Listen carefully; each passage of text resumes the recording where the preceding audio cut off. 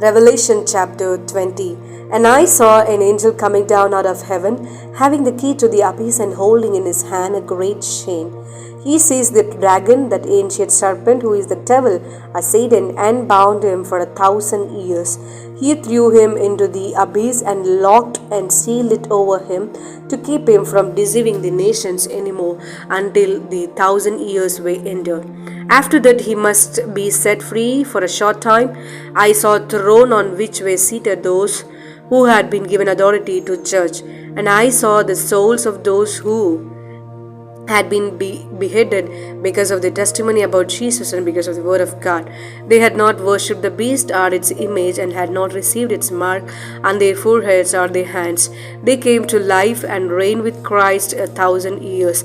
The rest of the dead did not come to life until the 1,000 years were ended. This is the first resurrection.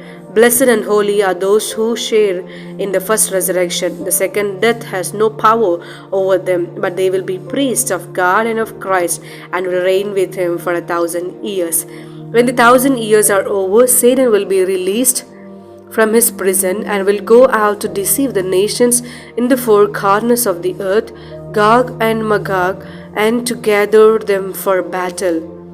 In number they are like the sand on the seashore. They marched across the breadth of the earth and surrounded the camp of God's people, the city he loves. But fire came down from heaven and devoured them, and the devil who deceived them was thrown into the lake of burning sulfur, where the beast and the false prophet had been thrown. They will be tormented day and night forever and ever. Then I saw a great white throne and him who was seated on it. The earth and the heavens fled from his presence, and there was no place for them.